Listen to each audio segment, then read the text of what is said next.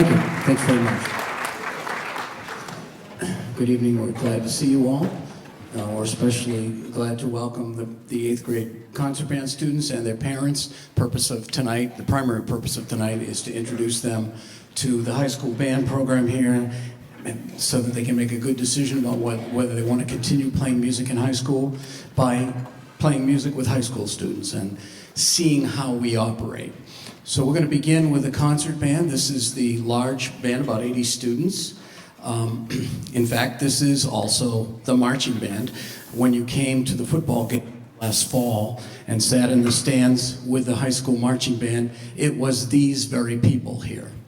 And after we actually rehearse marching band the month of September, and once we get to October 1st, we become this. And many of them, how many of you play a different instrument in marching band than concert band?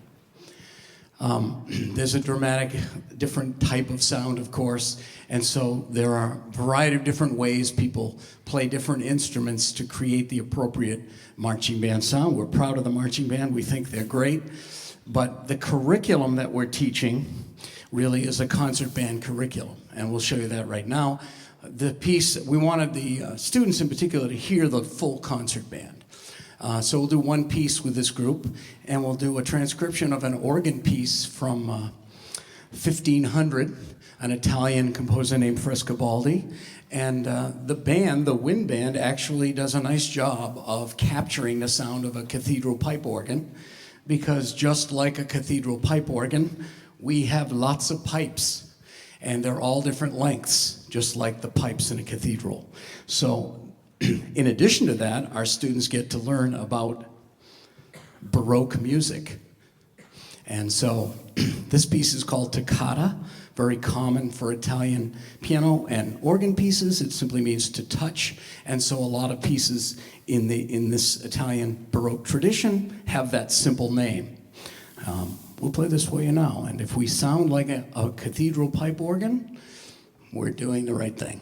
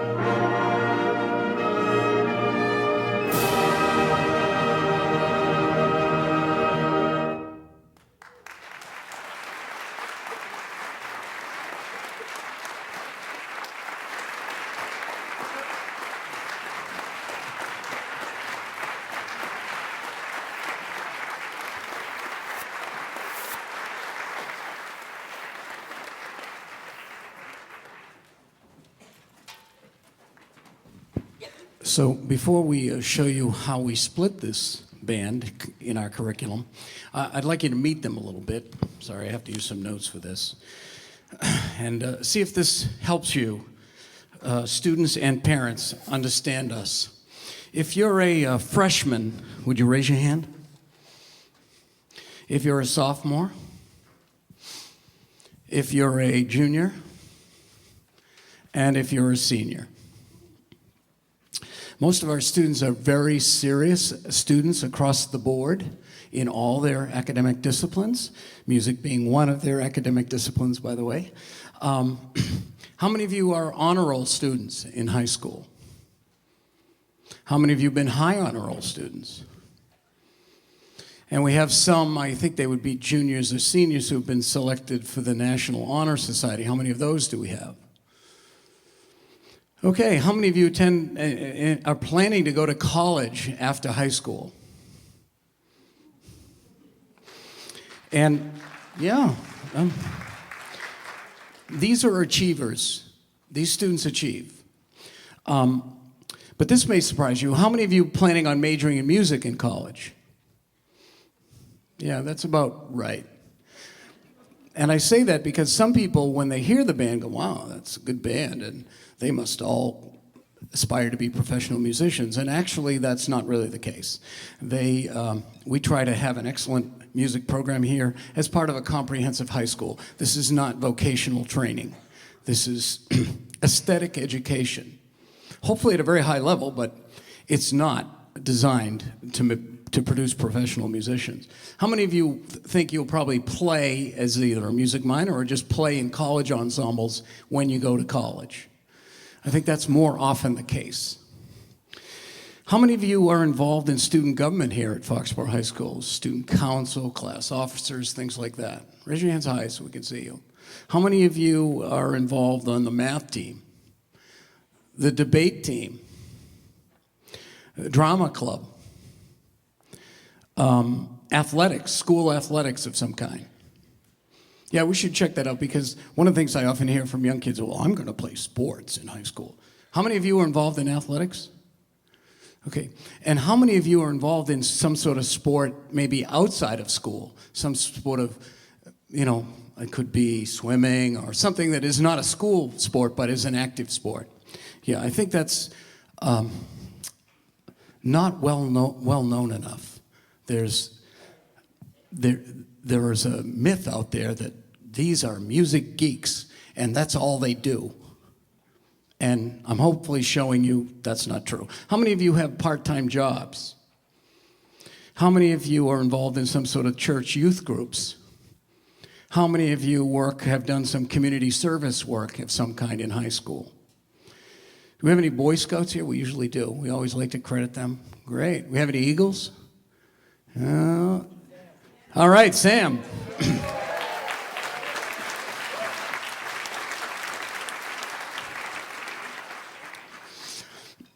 Now, let's see what they do in music. How many of you take private lessons on your instrument? Yeah, I think they all do. And I encourage 8th graders to do the same and start even now. Many of our middle school students study with high school students privately. How many of you teach private lessons to middle school age students? Raise your hands high. And I observed many of these lessons. They're fantastic. Because not only are these strong players and great musical advisors, they're such positive role models that they serve like two benefits to those younger middle school kids trying to find their way. And one thing that will help them find their way is a really together high school student. How many of you, in addition to concert band and the two other bands I'm going to show you, how many of you also play in our symphony orchestra? How many of you play in one of our 2 jazz bands? How many of you sing in the jazz choir? How many of you sing with the a cappella choir? That's an after-school group. How many of you play in a chamber group like clarinet choir, flute choir, percussion ensemble, a small ensemble separate from the big group? And the two concerns that I hear a lot from eighth graders, not this eighth grade, just in general, two concerns or fears. Well, first of all, I asked them earlier, but I'll ask them again. How many of you would admit that when you were in the eighth grade, you had some fear or intimidation or trepidation about taking band in high school? You were nervous about it. Okay? And I think that's normal. In fact, some kids are just normal about high school. And I think that's a very normal thing because it's a major change. So one of the issues I sometimes hear is, well, I don't want to be in the marching band. I don't want to wear a uniform, and I don't want. And so how many of you had some trepidation about being in the marching band when you were in the eighth grade? Were not sure that it was going to be something you could handle. Okay? How many, and you can please be honest on this. How many of you like marching band now? How many of you love marching band?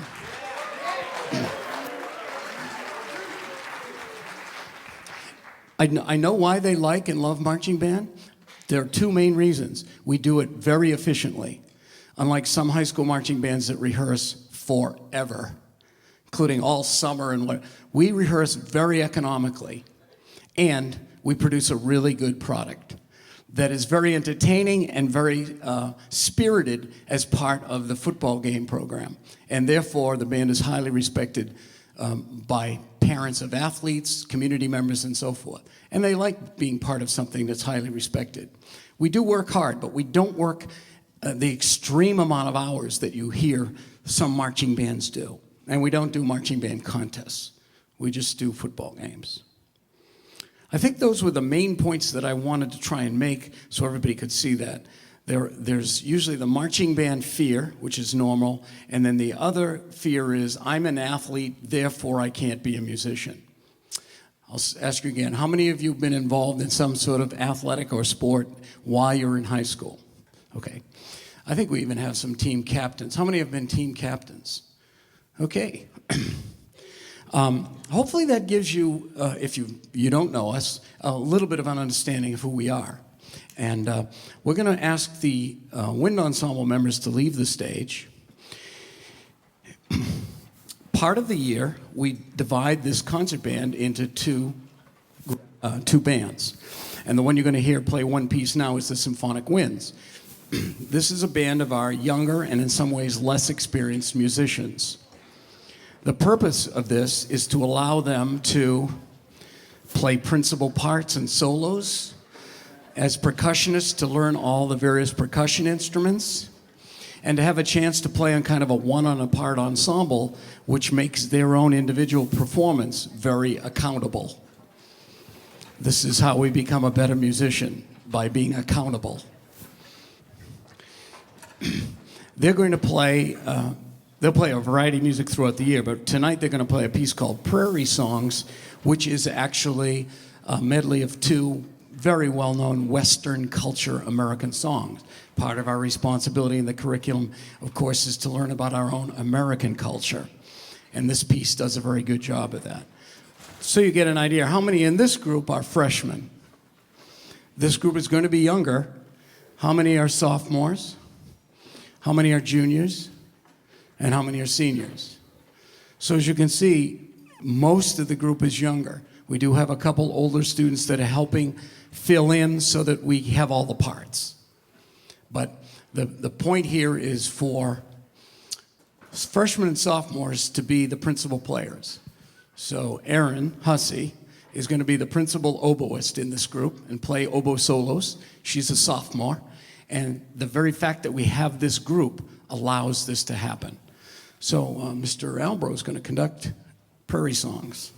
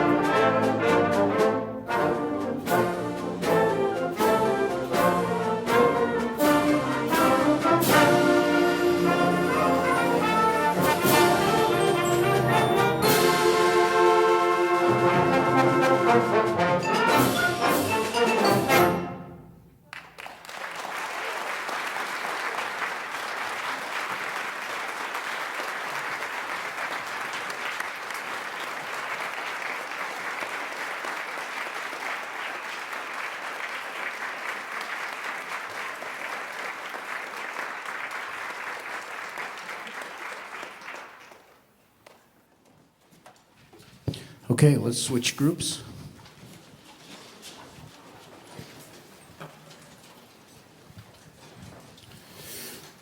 The standard grading procedure for band repertoire is 1 through 6, 1 being 5th grade band, 6 being collegiate. Now that's vague, but there are certain standards that we can adhere to. Technical difficulty, but also musical depth and artistry.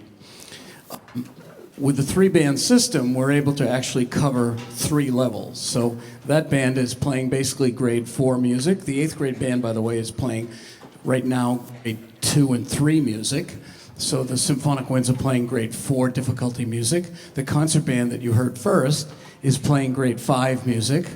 And this group, the wind ensemble, is playing grade 6 music. These are, for the most part, collegiate level pieces.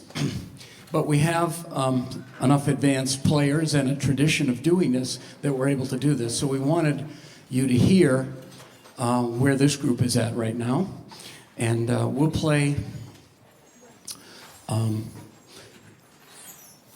three short movements from a piece called Scenes from the Louvre, which is Renaissance style music. And I mentioned the Baroque music that we played with the concert band. Throughout the year in this curriculum, the students are going to play music from every style period in Western culture history. And we'll close with a contemporary piece. But we'll play this because we think it's beautiful music, and it'll allow the 8th graders to hear some of the solo voices, solo bassoon, solo oboe, solo flute, solo saxophone, trumpet, etc. So this is 3 movements from Scenes from the Louvre, and this depicts three sections of the Louvre. The portals, the huge portals that you go through as you go through the different sections of the Louvre. We'll do the nativity paintings, which are all the paintings, of course, of the nativity scene. They're all in one area. And finale is just some joyous Renaissance music.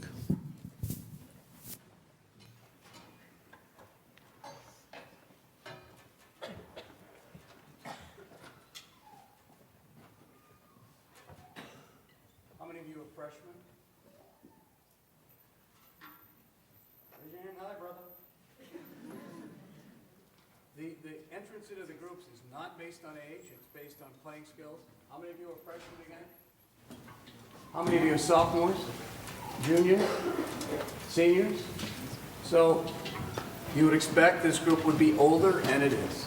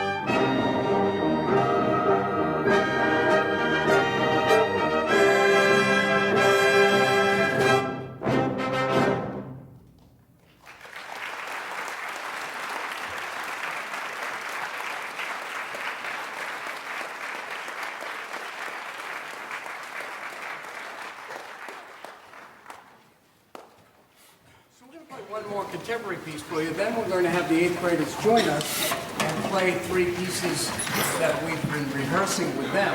It's music that they've been working on, and we're playing their curriculum with them. So that'll take us, well, not till 8 o'clock probably. At that point, when the concert's over, the students, the high school students, have structured a reception for all of you. And because there's a lot of us, we're going to have the woodwinds, correct me if I'm wrong, the woodwinds in the orchestra room, which is through these doors and straight across. Food and cookies and conversation. And then the brass and percussion in the band room, which is the next large room down.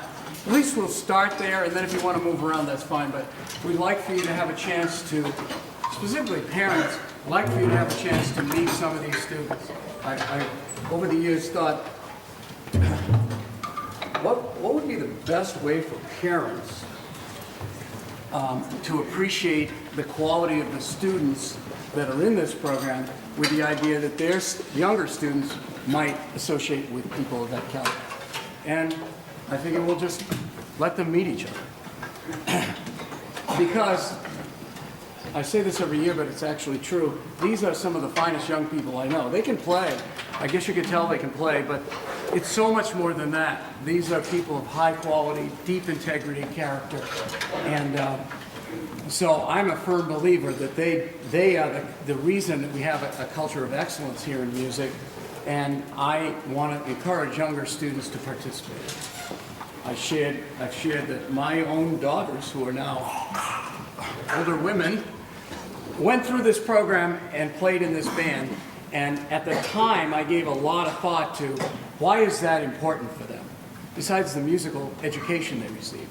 And I realized it was very important to their growth as young people. And although that my youngest graduated 10 years ago now, they still talk about it. The depth of the experience and how it helps shape their values in life.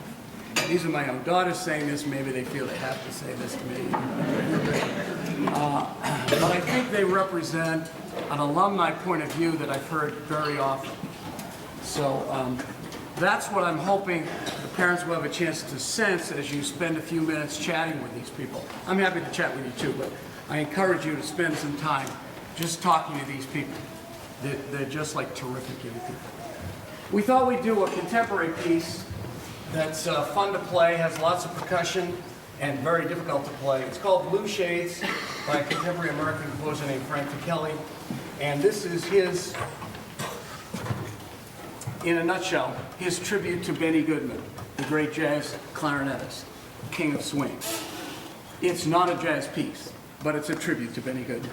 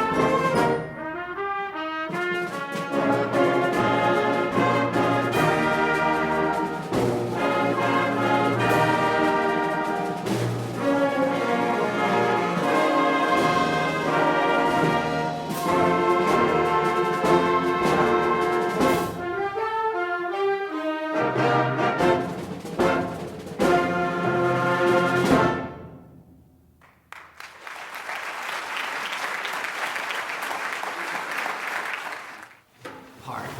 So at the end, when I turn and look at you, towards the end of the piece, I want you to all seriously do this with us, keeping your hands down by your side so we don't actually see this. I want you to snap your fingers. Let's practice it right now. Randomly. Too much. Random. In random rhythms and random sound. Random times. Softly. Hear the raindrops? So when I look at you, you seriously add that to the texture of the piece. It'll be beautiful. And then just keep doing it to the very end. When I give the final cutoff, the raindrops will stop.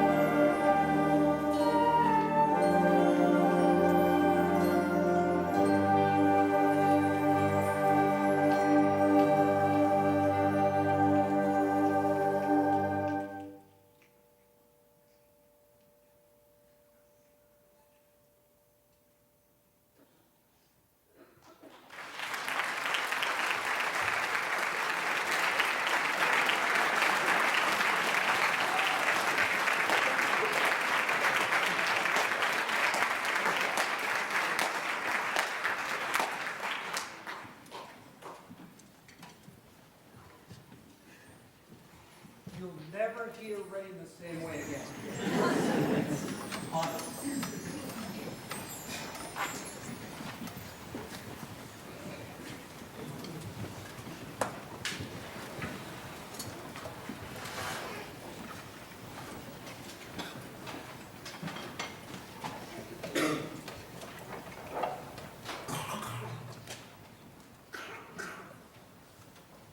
So we're closing with a march, right? We are. The Flying Tigers. And the reason we play marches is because it's an important part of the American band tradition, dating back to the 1800s, especially the United States Marine Band, which was led in 1885 by John Philip Sousa, who was the bandmaster. And of course, he's our greatest march composer. So, in the military, the march is core, for obvious reasons.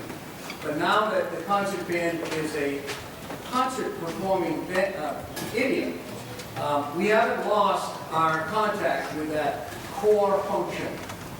And marches are still exciting to play and usually difficult.